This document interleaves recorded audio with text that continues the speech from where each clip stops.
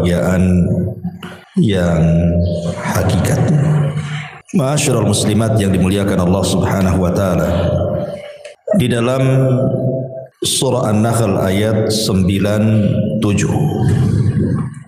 Allah Subhanahu wa taala berfirman, "Man 'amila salihan min dzakarin aw untha wa huwa mu'minun falanuhyiyannahu hayatan thayyibah wa lanajziyannahum ajrahum bi ahsani ma kanu ya'malun."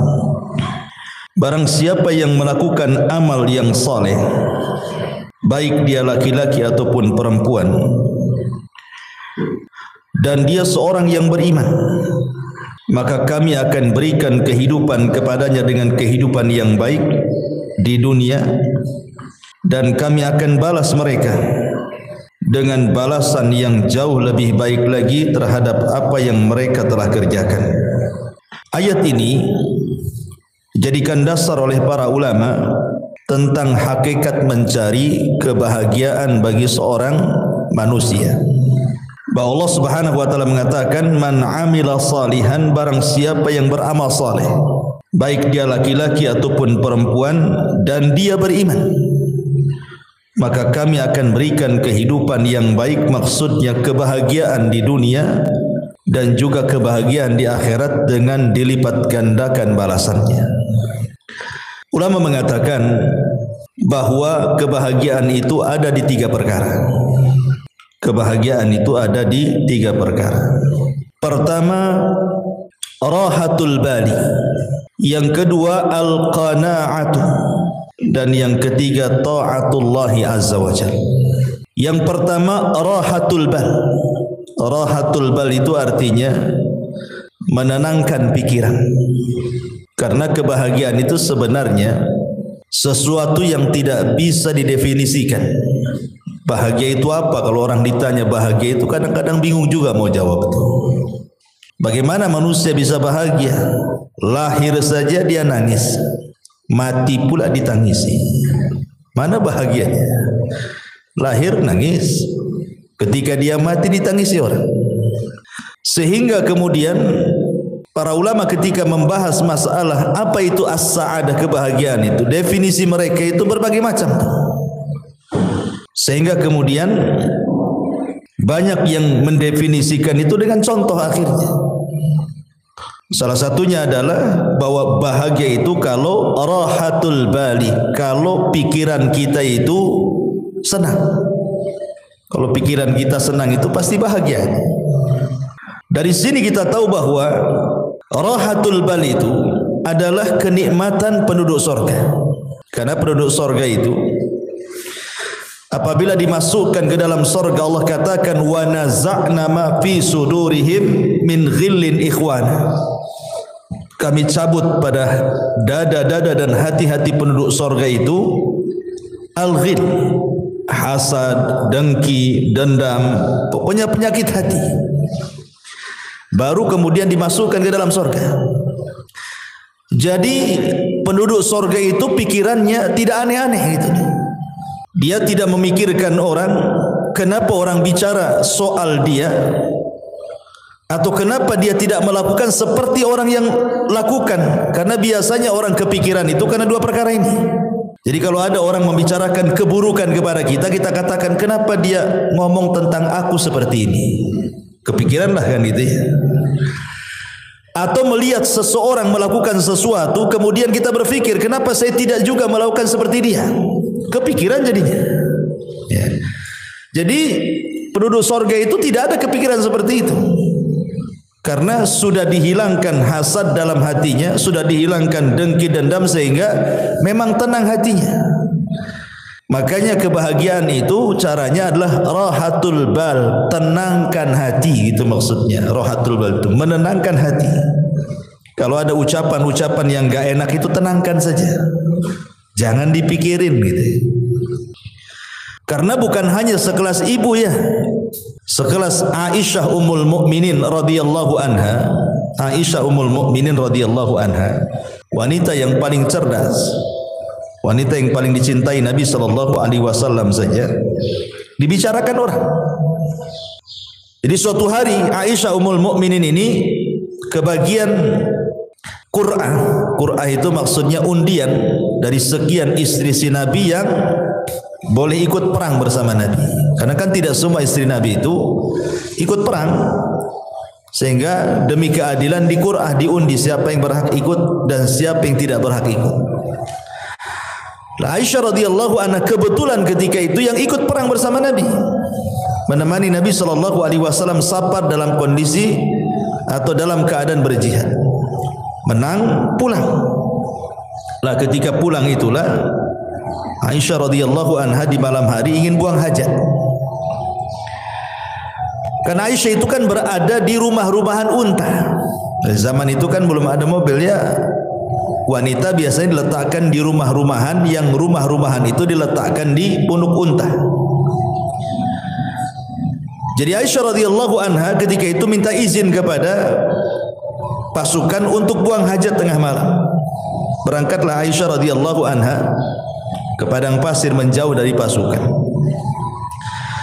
Entah karena lamanya dia buang hajat sehingga dikiranya oleh pasukan itu Aisyah sudah pulang dan sudah kembali ke rumah-rumah di atas unta itu.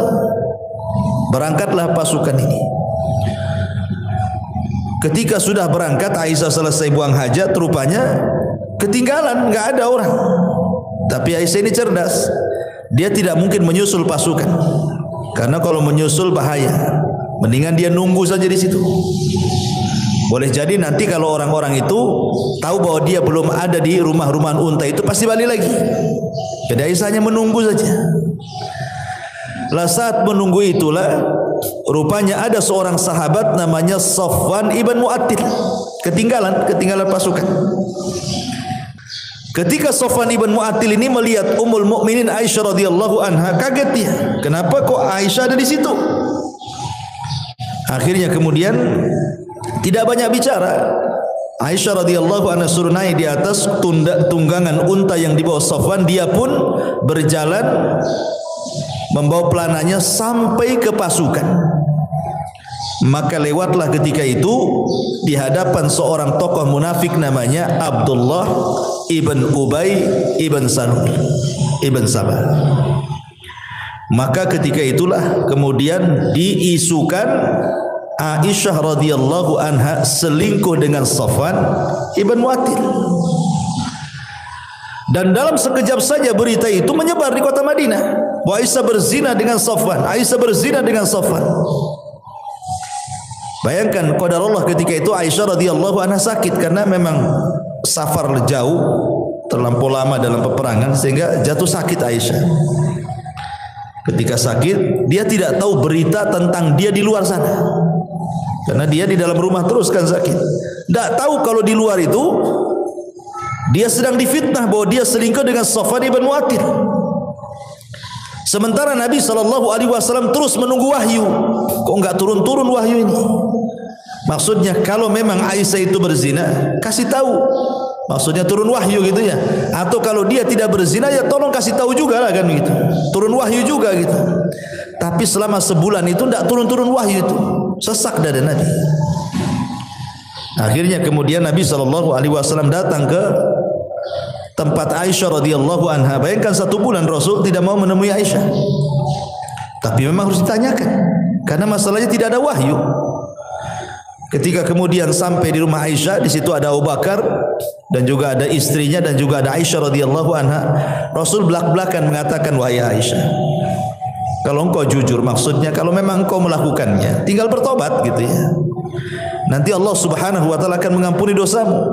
Tapi kalau engkau tidak melakukannya, pasti nanti turun wahyu dari 7 lapis langit sana bahwa engkau tidak akan melakukannya dan engkau tidak pernah melakukannya dan dustalah perkataan orang-orang itu.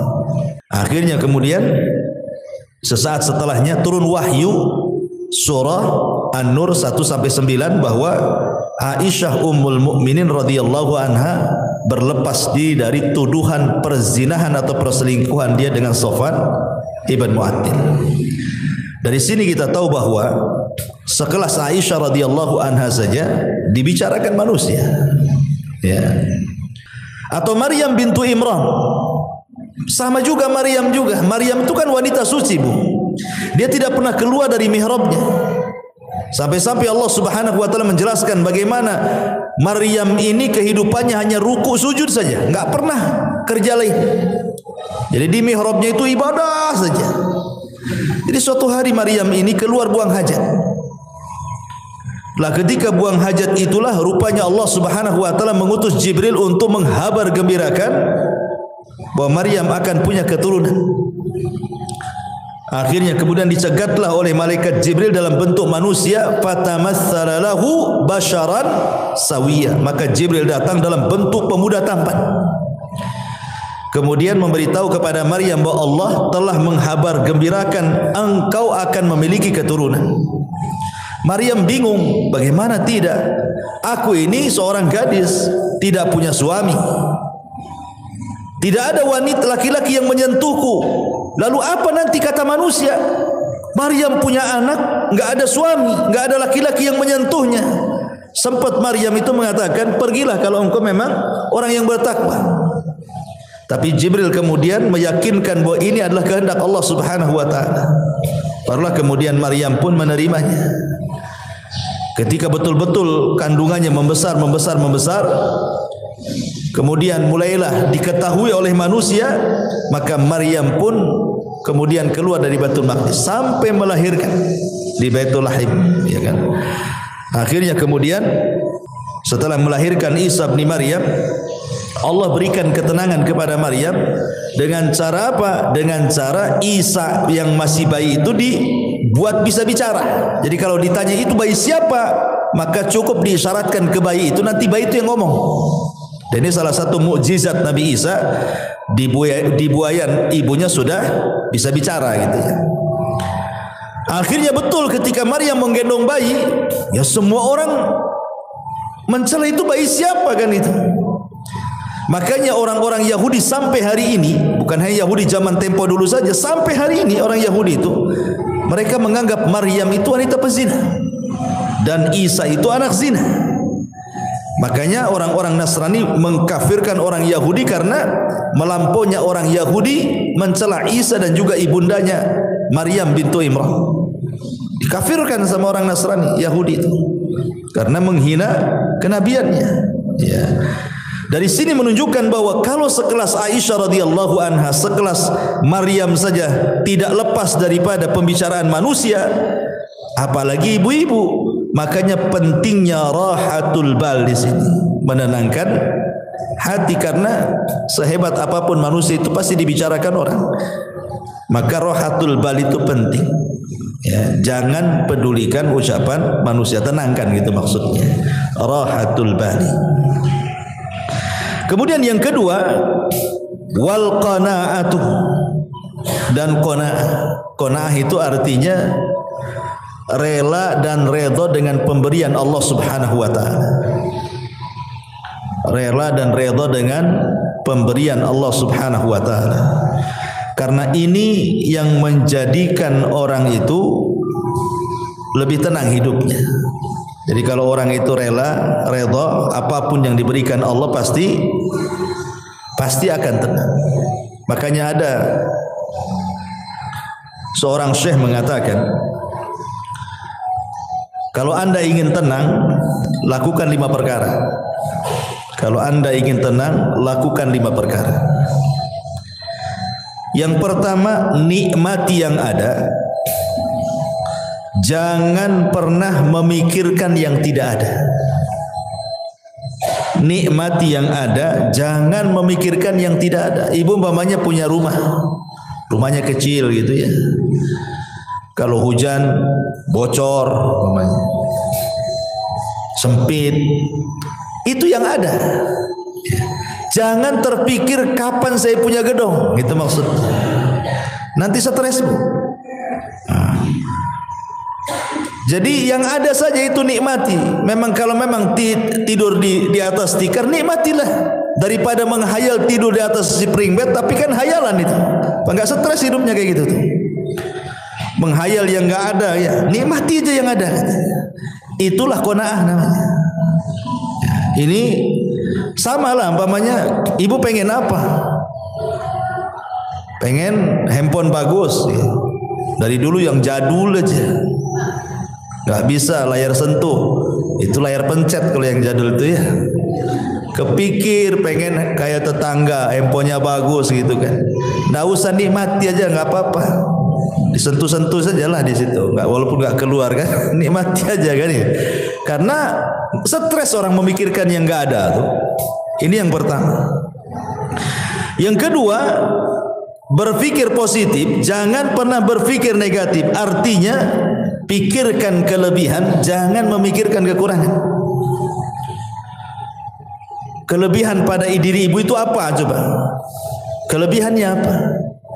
Sebab kalau orang selalu memikir kekurangan, stres, itu nggak qanaah. Pikirkan kelebihan, jangan pikir kekurangan. Berpikir positif, jangan selalu berpikir negatif.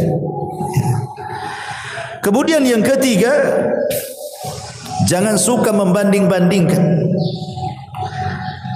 Ibu jangan membandingkan ibu dengan orang lain. Itu tidak qanaah namanya. Ya. Artinya bahwa kalau seandainya Allah Subhanahu wa taala sudah takdirkan memang ibu seperti itu, anggaplah secara ekonomi. Memang suami kerjanya ya apalah, supir taksi, ojek online, GoFood atau apalah istilahnya kan. Sementara tetangga ini kok ngantor, enak, mobilnya bagus gitu ya. Jangan pernah dibanding-bandingkan. Baik ibu dengan istri dia atau suami ibu dengan suami dia. Jangan pernah dibanding-bandingkan. Karena membandingkan sesuatu itu menjadikan orang tidak qanaah. Kalau suka membanding-bandingkan itu hilang qanaahnya. Makanya kenapa Nabi SAW mengatakan unzuru ila man huwa asfala minkum wa la tanzuru ila man huwa fawqakum fa huwa ajdar alla tajrar nikmatallahi alaikum. Lihat ke bawah, jangan lihat ke atas, kata Rasul.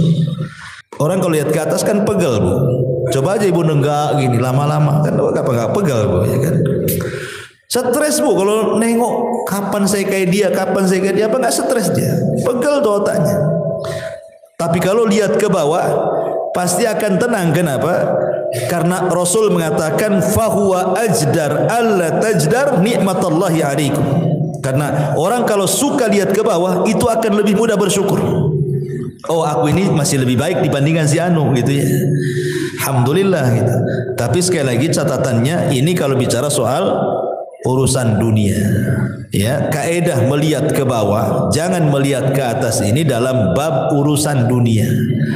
Jangan masuk dalam urusan agama. Sebab kalau urusan agama kaedahnya terbalik. Lihat ke atas, jangan lihat ke bawah. Ya, umpamanya tetangga sholat 5 waktu. Jangan ibu melihat kepada sholat yang 1 waktu. Anda apa-apalah saya sholat 2 waktu, ini si anu 1 waktu aja kan, itu. Bukan begitu kan. Tapi lihat ke yang 5 waktu, kapan seperti dia gitu maksud. Ada tetangga kawan hafal juz 30 gitu. Sebelahnya pula pamannya cuma 3 kul saja. Ibu masih mending dengan wadduha. Alhamdulillah saya masih hafal wadduha, tambah 3 kul masih lebih baik daripada dia. Maksudnya jangan melihat ke bawah, tapi lihat kapan saya bisa kayak dia, hafal juga juz 30 gitu maksudnya. Itu kalau soal urusan agama ya. Jangan melihat ke bawah, lihat ke atas. Tapi kalau urusan dunia jangan pernah menatap ke atas. Capek ya, stres nantinya. Hilang qanaahnya.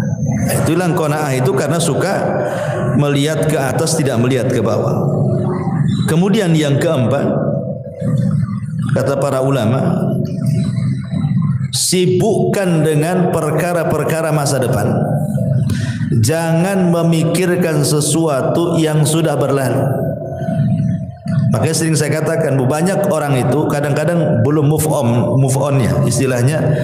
Mungkin dulunya pernah kaya, kemudian miskin, terpikirlah dulu.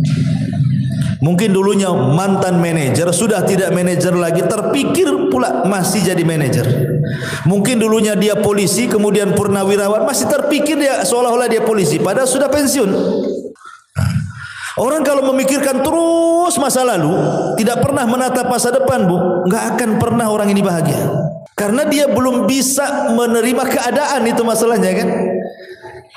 Makanya saya kadang-kadang heran, mungkin dulunya mantan militer gitu ya, TNI, Polri atau apa, udah nggak pensiun lagi, sudah nggak berjabat lagi, dia pensiun. Kadang-kadang turun di masyarakat itu seolah-olah dia masih TNI itu, nunjuk-nunjuk orang, soalnya dia polisi, padahal udah nggak polisi lagi. Kan berarti kan belum bisa menghilangkan kenyataan kalau dia itu sudah bukan polisi lagi, bukan manajer lagi, bukan menteri lagi, bukan itu yang kadang-kadang tidak bisa dilupakan. Makanya kenapa Nabi SAW sampai mengajarkan doa kepada Abu Umamah itu apa? Allahumma inni a'udzubika minal hammi wal hazan.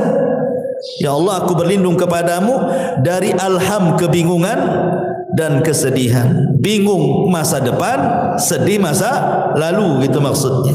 Sedih ini karena memikirkan masa lalu, bingung itu karena memikirkan masa depan. Karena manusia itu kan tidak lepas daripada bingung, stres, sedih. Ya sedih memikirkan masa lalu, stres sekarang ini memikirkan masa sekarang, bingung apa yang harus dilakukan besok, gitu kan. Itulah manusia di antara tiga perkara ini. Makanya supaya kita qanaah, jangan memikirkan sesuatu yang sudah berlalu, tatap masa depan supaya lebih qanaah. Ya sudahlah, sudah takdirnya.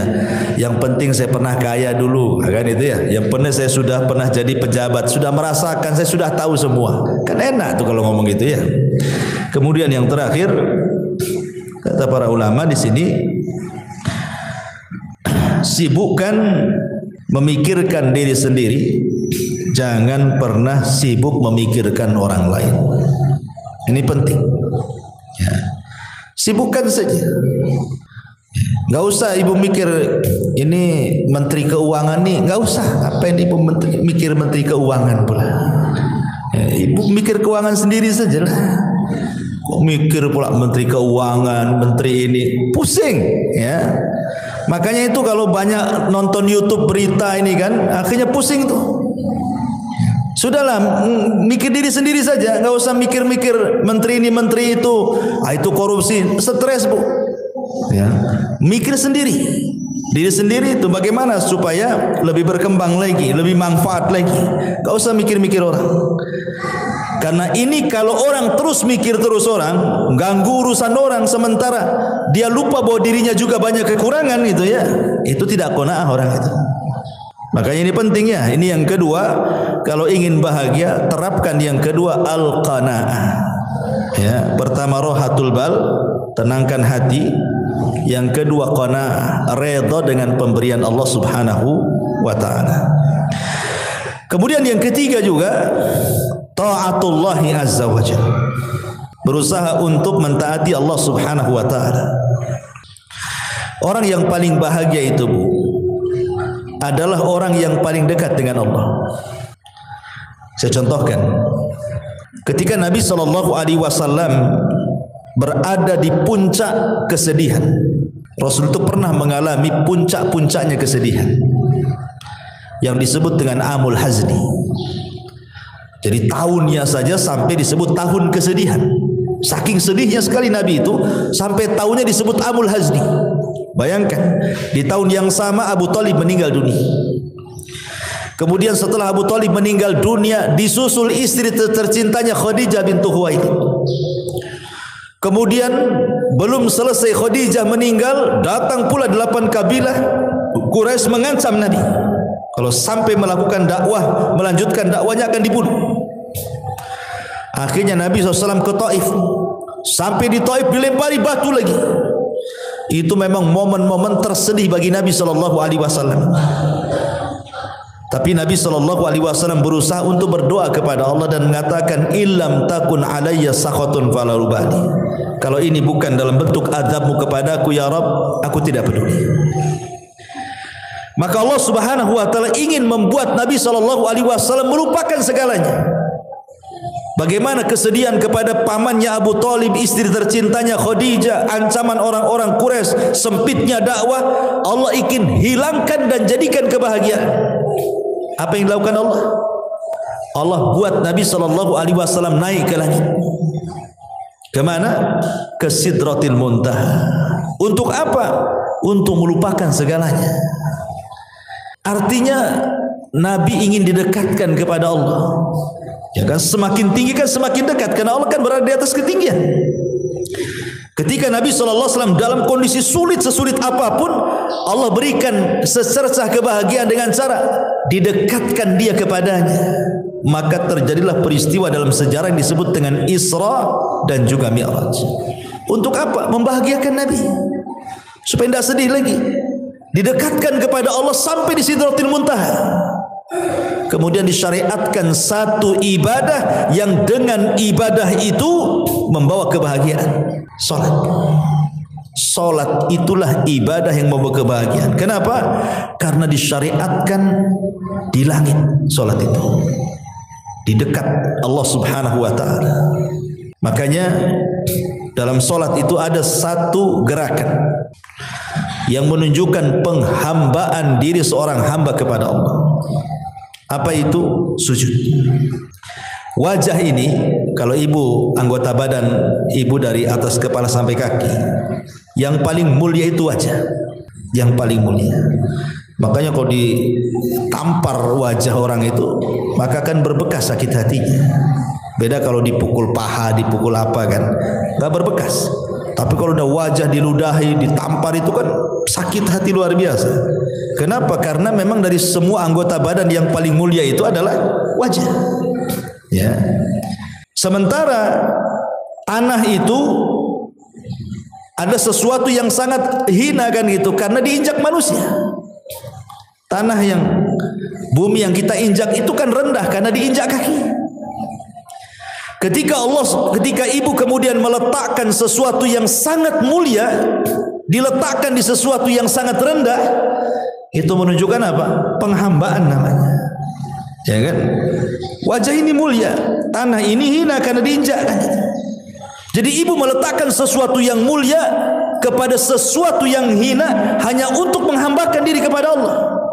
Makanya disitulah Allah Subhanahu wa taala akan hubungkan tali dia dengan hambanya saat sujud itulah. Makanya solat disebut solat karena silatun bainal abdi wa rabbih. Dia adalah penyambung tali antara hamba dengan Allah. Makanya kalau orang solat, maknanya dia sedang mendekatkan diri kepada dalam sujudnya. Ketika itulah kebahagiaan Allah turunkan. Dalam kondisi apapun Rasul itu kalau ada masalah yang tidak bisa keluar dari sebuah masalah, pasti Rasul akan solat.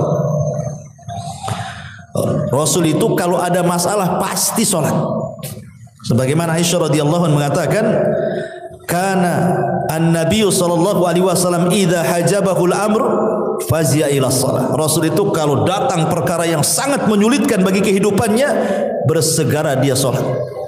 Karena dia tahu bahwa salatlah yang akan mengurai permasalahan.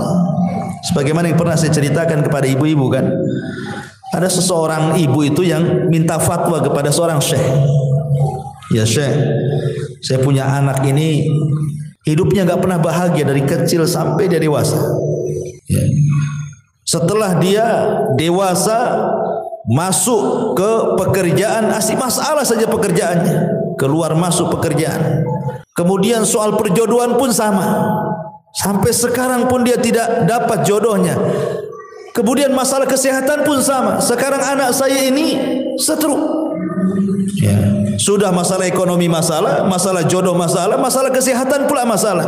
Jadi kata ibunya itu seolah-olah anak saya itu dari kecil sampai sekarang nih tidak pernah tersentuh dengan kebahagiaan. Apakah anak saya tersihir wahai syekh? Itu pertanyaan ibu ini. Jangan-jangan anak saya tersihir wahai syekh. Bisa enggak kau meruqyah anak saya katanya. Tapi syekh ini mengatakan pertanyaan satu saja. Apakah anakmu sholat? Itu pertanyaan saya. Saya tidak mengatakan nanti saya ruqyah coba mungkin ada jinnya gitu. Tidak, yang ditanyakan pertama kali apakah putramu sholat? Maka ibunya mengatakan tidak ya syekh. Putraku tidak pernah sholat. Apakah dia seorang muslim? Ya, dia seorang muslim. Artinya kenapa dia nanya seorang muslim? Kalau orang kafir kan tidak perlu ditanya sholat kan itu ya. Apakah dia seorang muslim? Ya, dia seorang muslim. Kenapa dia tidak sholat? Wallahu a'lam. Maka Syekh mengatakan jangan-jangan kesulitan hidup dia sejak kecil sampai dia terbaring stroke itu bukan karena apa-apa, karena dia tidak sholat. Itu jawaban. Jadi apa yang harus aku ruqyah katanya. Kemudian Syekh membentangkan sedikit soal sholat. Dia jelaskan sama ibu ini, begini ya Bu ya, sholat itu adalah penghubung kita dengan Allah. Jadi kalau kita sholat itu kita sedang menghubungkan tali kita dengan Allah Azza wa Jalla. Sekiranya tali yang kita hubungkan dengan Allah itu putus, maka putuslah hubungan kita dengan Allah. Ketika Allah tidak berhubungan lagi dengan kita, mungkinkah Allah membantu kita? Tidak mungkin ya. Maka solatlah, kata Syekh ini, solatlah. Sebab kalau seandainya anda solat, berarti anda sedang menghubungkan tali anda dengan Allah. Ketika terhubung tali itu dengan Allah, maka yakin Allah subhanahu wa ta'ala akan menolong anda. Kemudian Syekh mengatakan, coba bayangkan kalau putramu ini bangun di pagi hari dan dia tidak sholat subuh, berarti dia memulai dengan aktivitas hari itu dengan laknat Allah Azza wa Jalla karena melakukan dosa besar ya. Kemudian datang siang hari lagi, dia tidak sholat duhur, berarti dia sudah dilaknat di siang hari. Kemudian datang sore hari lagi, dia tidak sholat asar, berarti Allah sedang melaknat dia di sore hari. Kemudian datang di malam hari maghrib, dia meninggalkan maghrib, berarti dia sedang dilaknat di waktu maghrib. Kemudian sholat isya, dia tinggalkan pula sholat isya, berarti dia sedang dilaknat di waktu isya. Kata Syekh, bagaimana orang akan bahagia sementara awal aktivitas hidupnya diawali laknat dan sebelum tidur pula dia dilaknat katanya. Mana bahagianya? Gimana coba? Awal dilaknat, akhir pula dilaknat. Maka wajar anakmu tidak akan bahagia. Maka Syekh mengatakan, suruhlah dia sholat. Dari sini kita tahu bahwa ketaatan kepada Allah subhanahu wa ta'ala itu salah satu penyebab orang bahagia. Karena bahagia itu ketika seorang hamba dekat dengan Allah. Ketika Nabi SAW sedang kesulitan, diberikan kebahagiaan dengan cara apa? Didekatkan dengan Allah, diangkat naik ke langit, didekatkan sampai di Sidratil Muntaha. Maka hilanglah keperitan hidup Nabi SAW, sehingga ketika turun setelah peristiwa Isra Mi'raj, semangat lagi dia hidupnya, semangat lagi. Apalagi selama perjalanan Isra Mi'raj itu bagaimana Nabi SAW dipertemukan dengan Nabi Adam, Nabi Yahya, Nabi Isa, Nabi Idris, Nabi Harun, Musa dan para nabi yang lainnya. Menjadi sebuah pelajaran bahwa dakwah Rasul akan mengikuti marhalah para nabi yang dijumpai selama perjalanan itu. Seperti dia berjumpa dengan Nabi Adam. Sebagaimana Nabi Adam hijrah dari sorga ke bumi, maka engkau pun akan hijrah dari Mekah ke Madinah. Kemudian berjumpa dengan Yahya dan juga Isa bin Maryam. Sebagaimana keduanya dirongrong dimusuhi orang-orang Yahudi, maka engkau pun sama ya Muhammad, sesampainya di kota Madinah maka musuhmu orang-orang Yahudi. Kan itu. Kemudian juga berjumpa dengan Nabi Yusuf. Sebagaimana Yusuf dihasadi oleh saudara-saudaranya sehingga dimasukkan ke dalam sumur, maka dakwahmu pula yang menghalangi sebelum orang lain keluargamu. Maka yang menghalangi dakwah itu siapa dulu? Abu Lahab, keluarga. Belum ada Abu Jahal lagi ya, Abu Lahab sudah menghalang-halangi pamannya sendiri kan.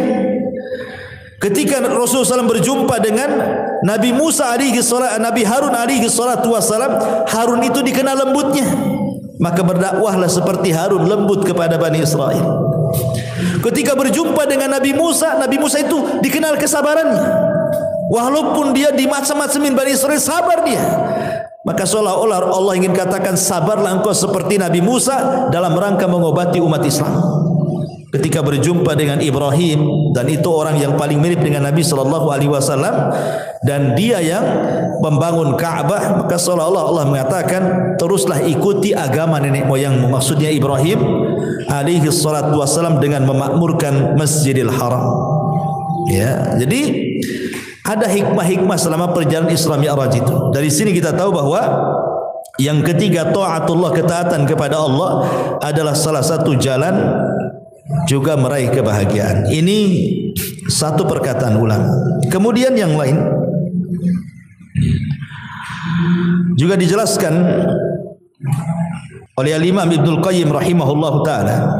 Imam Ibnul Qayyim rahimahullahu taala mengatakan, "Anna lis-sa'adatil 'abdi thalathatu umurin." Sesungguhnya dalam kebahagiaan seorang hamba itu terdapat 3 perkara. Idza an'ama alaihi syakara, wa idza betuliya alaihi sabara, wa idza adznaba istaghfara. Yang pertama, apabila diberikan nikmat oleh Allah Azza wa Jal, lantas dia pun bersyukur. Apabila diuji oleh Allah Subhanahu wa taala, lantas dia bersabar. Dan apabila dia melakukan dosa, dia pun berusaha untuk melakukan istighfar. Melakukan istighfar, meminta ampun kepada Allah Subhanahu wa taala. Ma'asyiral muslimat yang dimuliakan Allah Subhanahu wa taala. Di sini Imam Ibnul Qayyim rahimahullahu taala memberikan konsep 3 kebahagiaan. Kalau tadi kan konsep 3 kebahagiaan, pertama berusaha menenangkan pikiran, jangan memikirkan banyak hal, hilangkan hasad, hilangkan dengki macam-macam ya. Kemudian qanaah, kemudian lebih taat lagi kepada Allah. Maka konsep Imam Ibnul Qayyim berbeda lagi. Kalau ingin bahagia, yang pertama apabila mendapatkan nikmat bersyukur. Apabila mendapatkan nikmat bersyukur. Ini kaitan dengan qanaah juga kan? Ya, qanaah itu artinya apa? Syukuri yang ada, jangan memikirkan yang tidak ada. Nikmati yang ada, jangan menikmati yang tidak ada. Yang ada saja. Wa in ta'uddu nikmatallah la tuhsuha, kan itu. Kalau Anda hendak menghitung nikmat Allah, tidak mungkin terhitung nikmat Allah itu. Banyak kok nikmat Allah itu. Kemudian yang kedua konsepnya, ini yang penting juga. Apabila ditimpa musibah, dia bersabar. Ini yang paling penting dalam konsep kebahagiaan. Karena biasanya ketika musibah itu terlalu berat, yang datang hanyalah keperitan dan kesedihan. Sering saya katakan, Bu, dalam beberapa kajian di sini kan, bahwa pada setiap perkara yang ada kebahagiaan, pasti di situ ada kesedihan. Perkara-perkara yang ada kebahagiaan di sebuah perkara, pasti terselip kesedihan di situ. Itu sudah matematika tuh, 1 tambah 1 2 tuh. Contoh, ibu bahagia dengan suami, yang punya suami. Tetapi di balik kebahagiaan ibu suka senang dengan suami itu, pasti suatu ketika ada kesedihan. Tatkala ibu bermasalah dengan suami, ya, atau uang bulanan kurang, sedih. Padahal ada duit dia, kok nggak dikasih saya, katanya. Artinya di sela-sela kebahagiaan itu pasti ada kesedihan tuh. Nengok anak-anak nih, nampak seneng lah anak-anak, apalagi yang masih lucu-lucu ya, usia 4-5 tahun gitu kan, masih lucu-lucunya tuh. Seneng kita nengok anak-anak tuh.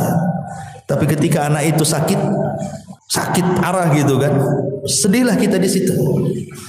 Jadi mana-mana tempat ada kebahagiaan, pasti terselip kesedihan di situ. Pasti, ya. Atau ketika ibu melihat harta, ibu punya mobil, punya rumah, punya uang gitu kan, kan senang itu. Karena itu juga salah satu penyumbang kebahagiaan kan gitu. Siapa bilang mobil itu tidak menyumbang kebahagiaan? Masih enak naik mobil daripada jalan kaki kan, Bu. Capek jalan kaki, apalagi jauh, sedih kali itu. Tetapi kan bukan segala-galanya. Tapi di balik harta yang merupakan penyumbang kesenangan bagi kita itu juga ada kesedihan. Kesedihan, takut kalau seandainya harta itu hilang, takut kalau seandainya motornya hilang gitu ya. Ini cicilan udah hampir berapa bulan lagi mau lunas gitu kan. Stres dia. Senang tuh udah bisa beli motor ya dengan cicilan sekian. Biasanya orang-orang kan gitu. Paling 3 bulan lagi lunas. Tapi masalahnya untuk melunasi itu tak ada duit, sedih dia. Satu sisi senang dia punya kendaraan, sisi lain sedih pula dia tidak bisa melunasi. Pokoknya apapun yang terselip kebahagiaan, pasti di situ ada kesedihan. Apapun itu sudah memang ketentuan. Ada bahagia, ada sedih. Ada musibah, ada nikmat. Tetapi kata para ulama mengatakan, walaupun demikian, seseorang itu harus memahami bahwa setiap kebahagiaan ada kesedihan, nanti Allah akan balik lagi. Setiap kesedihan itu pasti ada kebahagiaan. Kenapa demikian? Karena Allah Subhanahu wa taala mengatakan di dua ayat pertama, wa tilkal ayyam nudawiluha bainan nas. Yang namanya hari itu diputar, Bu.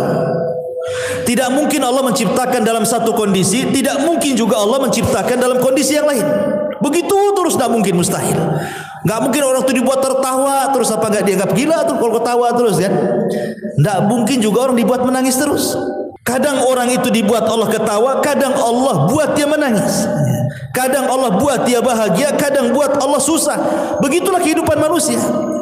Tetapi walaupun demikian, karena Allah itu Rahim, Allah mengatakan inna ma'al usri yusran, inna ma'al usri yusra. Terkadang satu kesulitan itu Allah bukakan banyak kemudahan. Karena Allah mengatakan al usri dengan alif lam, sementara yusran itu dengan nakirah. Maknanya bahwa al usri yang pertama adalah usri yang kedua, tapi yusran yang pertama bukan yusran yang kedua. Kan dua kali diulang dalam Quran itu kan, inna ma'al usri yusran, inna ma'al usri yusran. Dan ayatnya dua kali diulang tuh. Artinya al usri yang pertama, usri yang kedua, tapi yusran yang pertama bukan yusran yang kedua. Gitu maknanya. Ketika al usri yang pertama adalah usri yang kedua, yusron yang pertama bukan yusron yang kedua, maknanya satu kesulitan bisa mendatangkan banyak-banyak kemudahan, gitu maksudnya. Bukan satu kesulitan datang satu kemudahan, tidak. Satu kesulitan bisa saja 2, 3, 4, 5, 10 kemudahan. Karena rahimnya Allah Azza wa Jalla. Dari sini ada kaedah, Bu. Belum tentu ketika Allah menutup satu pintu kemudian pintu-pintu yang lain Allah tutup. Bahkan terbalik, terkadang satu pintu Allah tutup, pintu banyak Allah buka. Makanya ada sebuah kaidah yang disebutkan para ulama, man taraka syai'an lillahi awwadallahu khairan minhu. Barang siapa yang meninggalkan sesuatu karena Allah, boleh jadi Allah akan berikan sesuatu yang jauh lebih baik dibandingkan yang ia tinggalkan. Contoh umpamanya orang dipecat dari perusahaan, sedih dipecat dari perusahaan kan? Kalau dia kurang qanaah, kalau dia kurang tawakal, boleh jadi dia suudzon.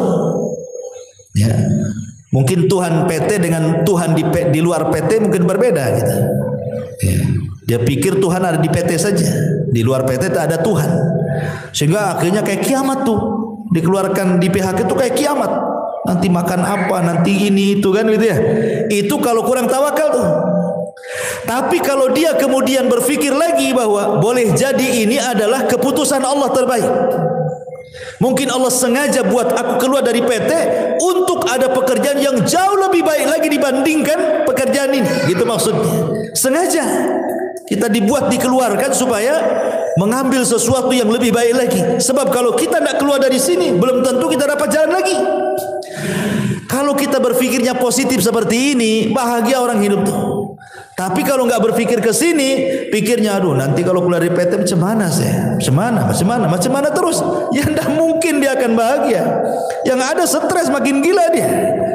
Nah, makanya di sini juga penting bahwa dua ayat itu juga sebagai pelipur lara bahwa Allah tidak mungkin menciptakan kita dalam satu kondisi, dan ingat setiap kesulitan itu akan banyak kemudahan. Ma'asyiral muslimat yang dimuliakan Allah Subhanahu wa taala. Dan itu kita bisa lihat di kisah-kisah orang-orang soleh gitu ya. Seperti tadi kisahnya atau kisah Nabi Ayub alaihi salatu wasalam yang mudah lah yang sering saya ceritakan kan. Bagaimana Nabi Ayub itu diberikan oleh Allah Azza wa Jalla ujian yang tidak pernah orang diuji sehebat Ayub. Tidak ada ceritanya, baik sebelum atau sesudahnya. Manusia yang diuji seberat Nabi Ayub. Makanya orang-orang Arab itu kalau ada orang sakit, Mereka mengatakan apa? Sabar seperti sabarnya Ayub katanya. Itu orang Arab ngomong gitu tuh. Padahal tidak mungkin kan orang sesabar Ayub kan? Hanya untuk supaya membesarkan hatinya saja. Mustahil. Nggak ada orang sesabar Ayub apalagi di zaman sekarang. Ya. Sementara musibah Nabi Ayub alaihi salatu wassalam itu luar biasa bertubi-tubi itu.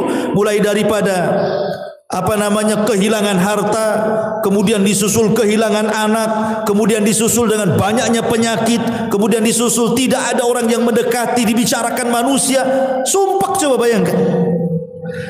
Ibu ini enggak kehilangan harta. Ya, harta masih ada, rumah masih ada. Ibu sehat, enggak ada penyakit. Ya, apalagi anak-anak ada, cuman ibu ini dibicarakan orang saja. Itu sudah sedihnya itu bukan kepalang tuh. Pikirannya, padahal hanya dibicarakan orang saja. Ini Ayub ini sudah dibicarakan orang, ditinggalkan orang, hartanya diludeskan, anaknya dimatikan, penyakitnya diparahkan. Makanya tidak ada ujian seberat Ayub. Tetapi walaupun demikian Ayub itu sabar. Sabar, tidak pernah mengeluh sedikit pun. Yang tidak sabar justru istrinya. Ya, istrinya yang tidak sabar. Dia ngomong sama Nabi Ayub alaihi salatu wassalam, mungkin bahasa saya ini, bang, berdoalah kepada Allah gitu. Kok ini sudah lama sakit? Ya, sudah lama sakit. Kau seorang nabi, saya yakin kalau engkau berdoa kepada Allah, pasti Allah akan kabulkan doamu. Jadi istri mendorong supaya Ayub berdoa kepada Allah untuk dibalikan nikmatnya. Tapi subhanallah, lihat bagaimana Ayub ini mengajarkan kepada kita syukur ya. Dia mengatakan kepada istrinya, coba pikirkan berapa lama Allah berikan nikmat kepada kita. Berapa lama? Kata istrinya 70 tahun. Kata Ayub, 70 tahun kita di atas kenikmatan. Sekarang Allah baru uji saya 18 tahun. Kalau saya harus meminta kepada Allah, ini belum seimbang. Ya. Harusnya kalau seimbang, ya nunggulah nanti setelah penyakitku 70 tahun lagi, baru aku meminta kesembuhan, gitu maksudnya Ayub itu. Ini kita di atas nikmat 70 tahun, diuji 18 tahun, masa kita sudah harus meminta kepada Allah, katanya. Ayub tidak mau. Ya. Tapi ketika kemudian ada dua orang temannya Ayub yang berbincang-bincang soal Ayub dan mengatakan jangan-jangan Ayub itu diberikan penyakit oleh Allah, itu bukan penyakit biasa, itu penyakit kutukan katanya. Kata kawannya, kok bisa kau bilang penyakit kutukan? Iyalah, kalau bukan kutukan apa namanya? Masa satu cuil penyakit pun tidak ada tanda-tanda kesembuhan katanya. Kalau bukan kutukan apa namanya? Kedengaranlah kalimat ini ke telinga Ayub.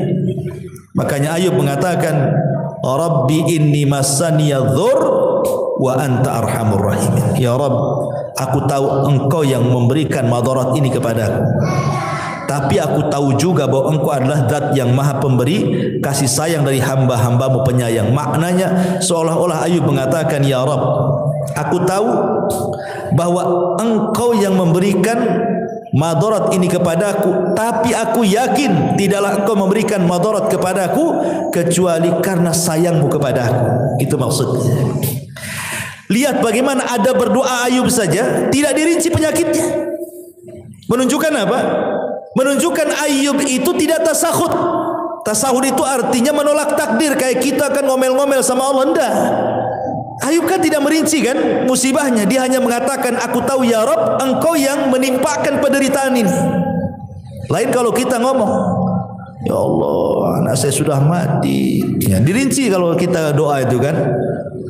Ini rumah juga bocor-bocor kan itu, ya, ini usaha juga lagi sulit. Itu kalau doa kita yang dirinci itu, susahnya kita ini dirinci ya kan. Ya, kalau bisa itu 10 rincian disebut semua tuh. Ya. Nabi Ayub tidak dirinci. Dia hanya mengatakan, ya Rabb, aku tahu kau yang menimpakan derita ini. Titik sampai di sini. Karena Allah sudah tahu gitu, tidak perlu dirinci, Allah sudah tahu kan itu. Dan itu ada berdoa namanya. Ya, Allah sudah tahu, sudah paham gitu. Makanya sejak itulah Allah Subhanahu wa taala kabulkan permintaan Ayub dan Allah kembalikan nikmatnya. Dan ini dari sini ada kaidah bahwa barang siapa yang meninggalkan sesuatu karena Allah, pasti Allah akan ganti sesuatu itu yang jauh lebih baik lagi. Ya. Karena orang di depan musibah itu kan terbagi menjadi 3, Bu ya. Yang pertama tasahud.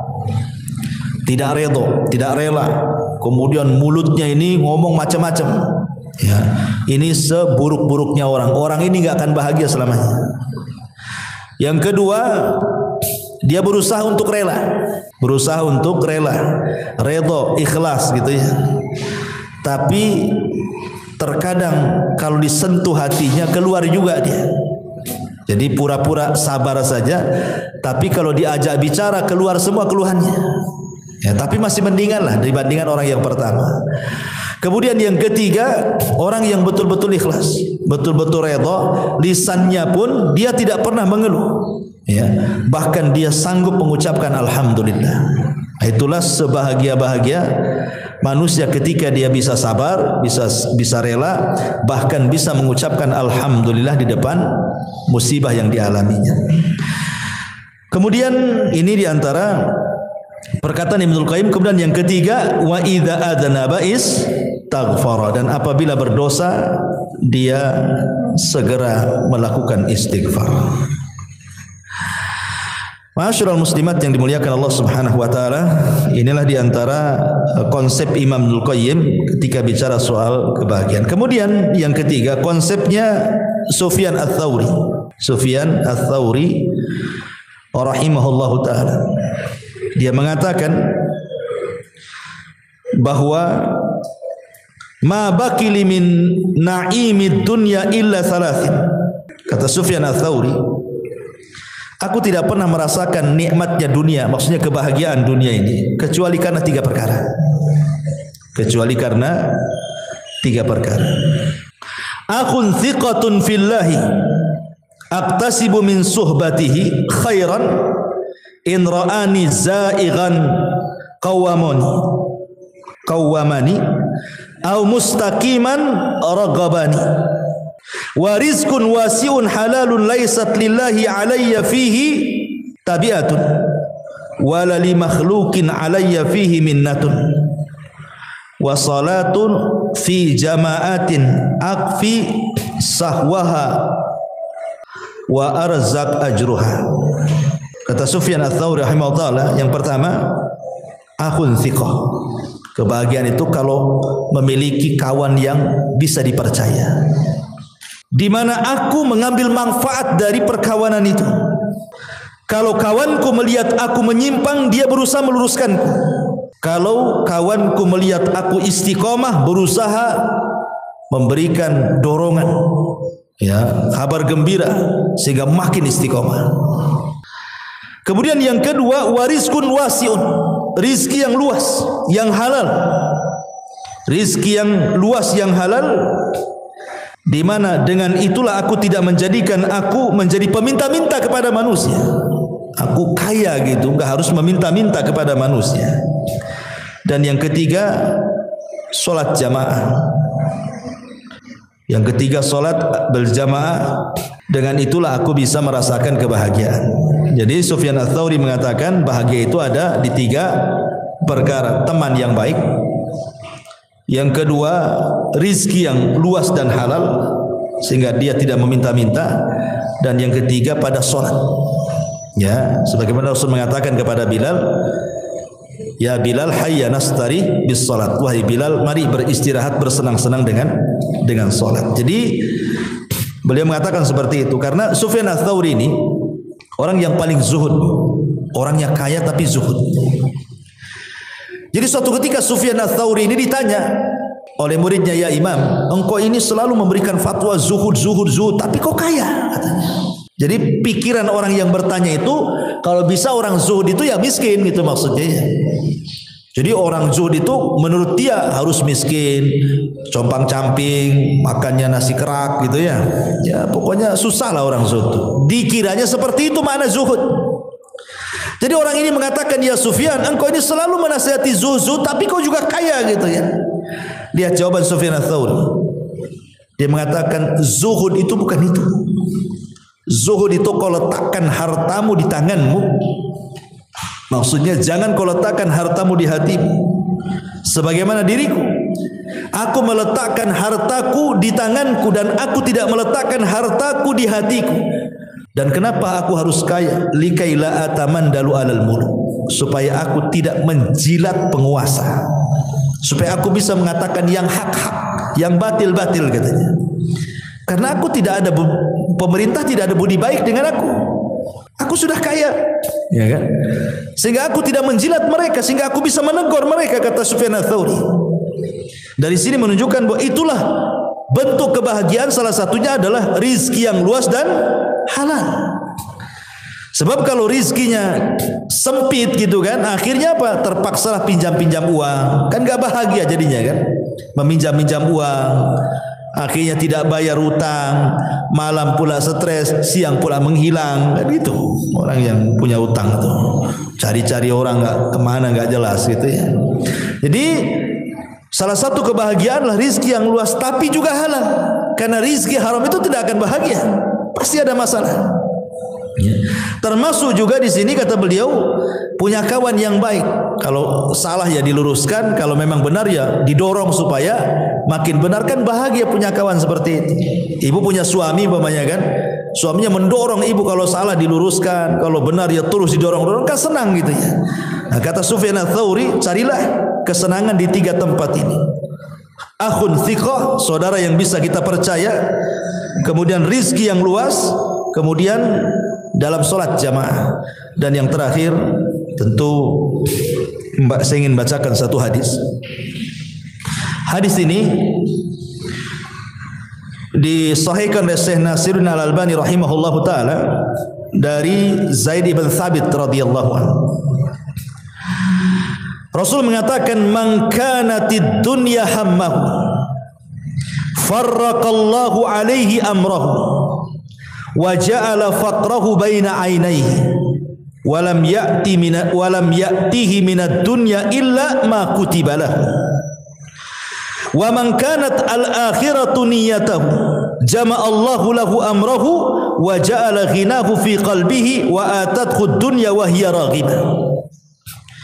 Barang siapa yang dunia menjadi tujuan hidupnya, maka Allah Subhanahu wa taala akan cerai beraikan perkaranya, dan Allah akan jadikan kefakiran di kedua matanya, dan tidaklah dunia yang datang kepadanya kecuali apa yang sudah dicatat takdir saja. Tetapi barang siapa yang akhirat adalah niat hidupnya, maka Allah Subhanahu wa taala akan kumpulkan perkaranya, dan Allah akan jadikan kekayaan dalam hatinya, dan Allah akan datangkan dunia kepadanya sementara dia menolaknya. Ma'asyiral muslimat yang dimuliakan Allah Azza wa Jalla, hadis ini adalah hadis yang sangat mulia sekali. Satu dasar mencapai kebahagiaan dunia dan akhirat. Pertama, penggalan yang pertama, Rasul mengatakan barang siapa yang dunia itu menjadi tujuan hidupnya, maka Allah pasti akan mencerai beraikan urusannya, dan Allah akan jadikan kefakiran di kedua matanya. Kemarin kita sudah jelaskan, Bu, ada orang kaya diazab dengan kekayaannya, bahkan seolah-olah lebih miskin dibandingkan orang-orang yang sudah jelas miskin. Ada orang miskin, Bu, mungkin dia tukang bangunan, ya, kadang helper, ya, mungkin yang paling rendah dalam tukang bangunan itu helper itu. Ya. Kadang ada borongan, kadang tidak, gitu. Kadang ada proyek, kadang tidak. Tapi dia bisa hidup dengan keluarganya. Dia bangun tidur, kemudian jam 8 dia sudah kerja, jam 5 pulang. Kemudian dia bisa senang dengan anak istrinya juga.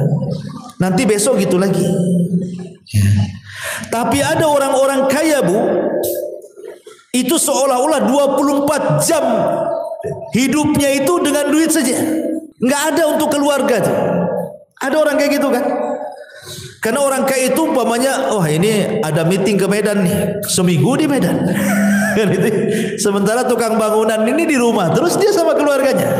Dari pagi bisa dia tengok istrinya. Ini nanti sebulan kemana? Sebulan kemana? Kapan dia sama keluarganya dia? Itu kan orang ini diazab dengan kekayaan namanya itu. Kok kekayaannya mengadab? Harusnya orang yang kaya itu lebih banyak hidup dengan keluarga dibandingkan orang miskin. Ini tidak gitu. Kenapa orang yang miskin itu lebih senang hidup dengan anak istrinya, lebih banyak waktunya? Orang kaya ini pula sedikit waktunya. Berarti dia diazab dengan kekayaannya. Orang miskin aja nggak kayak gitu cari uangnya kok. Kalau sudah cukup untuk makan selesai. Ini tidak cukup-cukup. Maknanya dia itu miskin tidak kaya sebenarnya, karena tidak cukup. Ya. Makanya di sini Rasulullah mengatakan, "Man kanatid dunya hamma," siapa yang dunia tujuannya itu, farraqallahu alaihi amrah, pasti Allah serai beraikan urusannya. Kalau dia tidur, Bu, apa maksudnya Allah serai beraikan itu? Hatinya dicabang-cabangkan. Ya, maksudnya farraqallahu alaihi amrah itu hatinya dicabang-cabangkan, tidak bisa tidur, Bu.